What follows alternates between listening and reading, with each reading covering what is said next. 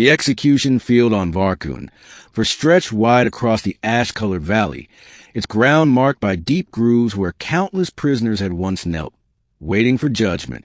Dark storm clouds trembled overhead, their violet streaks of electricity illuminating the massive metal pylons surrounding the perimeter. Behind those pylons stood rows of armed Varkan soldiers, towering reptilian aliens bred for precision and cruelty. Their armor gleamed like polished obsidian, their long forked tongues flicked in and out, tasting the metallic tang of dread drifting through the air. 20 prisoners knelt at the center, bound by magnetic cuffs that burned their wrists with each movement. Among them sat John Ride, the only human on this side of the galaxy.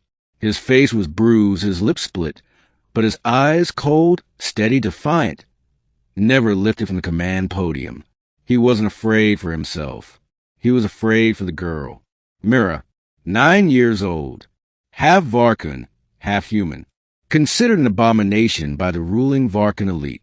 She was the reason John had been captured, the reason he'd broken into a military complex to rescue her.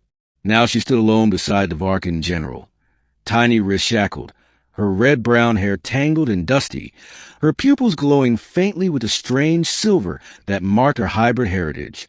She trembled as thousands of alien eyes watched her. The general spread his spiked arms wide. Today, he announced, we purge weakness. These prisoners attempted to harbor the half-breed. They will be cleansed, executed one by one. The crowd roared in approval. John clenched his jaw. He could feel Myra's gaze flicking toward him, scared, questioning, searching for something to hold on to. He mouthed, "It's okay." Even if it wasn't. The executions began. The first prisoner was dragged forward, a trembling old man, harmless, guilty only of giving Mira a blanket. A soldier lifted a plasma spear. John pulled on his restraints desperately. "Stop. She's a child. This is madness." But the crowd drowned him out. Myra's breaths turned sharp, panicked. The general crouched beside her, lowering his voice so only she could hear. "You will learn what happens to those who protect filth like you." The soldier raised the spear higher, and Mira snapped. A piercing scream tore out of her, high, terrified, shaking the ground wildly. The air rippled with a pulse of silver energy, blasting outward in a shock wave. The spear shattered. The soldier flew backward, armor hissing. Several pylons sparked dangerously. The crowd gasped, recoiling. Mira fell to her knees, shaking violently. John stared at her, awed and horrified. He knew she was powerful, but he had never seen that. The general's slit pupils narrowed. So, the creature awakens. He seized Mira by her hair and yanked her up. "Bring the human forward," he commanded. "Let her watch as we tear him apart." John was dragged from the line.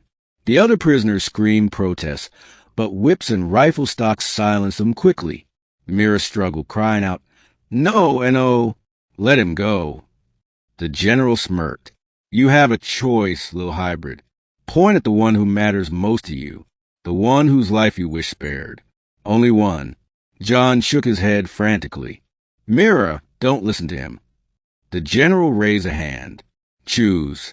Point, or all of them die." The valley fell silent. All eyes turned to the trembling girl. The pointing. Myra's tiny chest rose and fell in panicked gasps. She looked at the 20 kneeling prisoners, many of whom had risked their lives to hide her. Then she looked at John, barely able to stand, chains dragging behind him, blood drying on his cheek. Tears streamed down her face. "I don't want anyone to die," she sobbed. The general's voice hardened. "Point, child." Her hand lifted, trembling uncontrollably. John shook his head again, begging silently. But then her gaze softened, her breathing steadied, her hand rose higher, and she pointed directly at John. The crowd reacted instantly, shouting, hissing, surging forward. The soldiers laughed cruelly. The general nodded. "Very well. The human dies last. Execute the others." Mira collapsed in despair, until John gave her a tiny, meaningful smile. She froze, then understood. He needed her to choose him, so she would be kept alive long enough for him to make his move. The plan ignites. As the soldiers approached the kneeling prisoners again, John whispered through clenched teeth, "Mira, listen carefully. Do you trust me?" Her silver-flecked eyes locked on his. "Yes." "Then close your eyes. Think of the pulse you created earlier. Bring it back, but aim it at the pylons.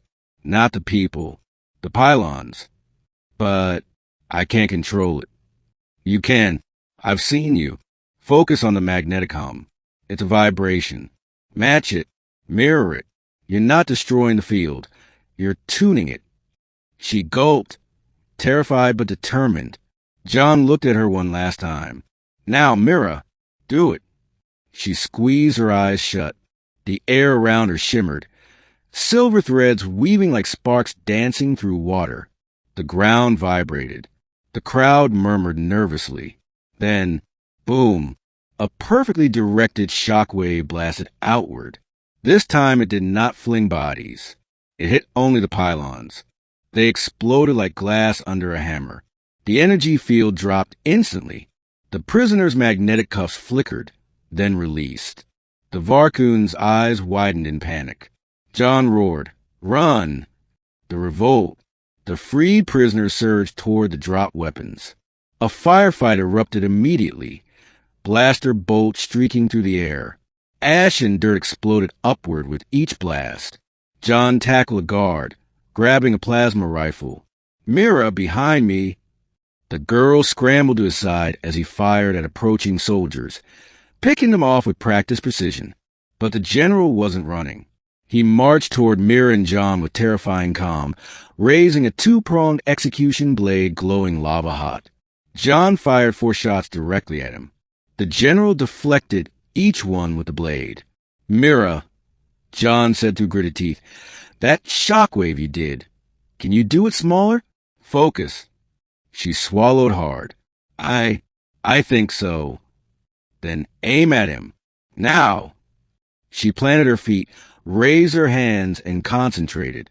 A tight sphere of silver energy formed between her palms.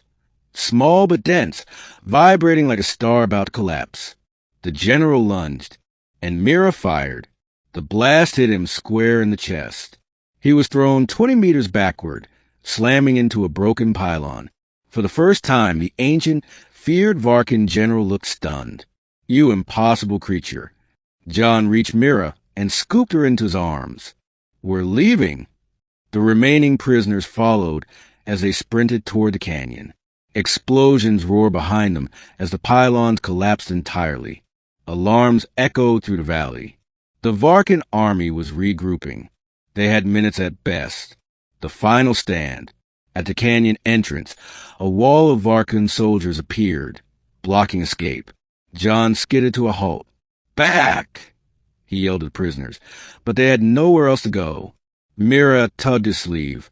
"John, I can make another pulse." "No, you're exhausted. It'll kill you." She looked at the people behind them.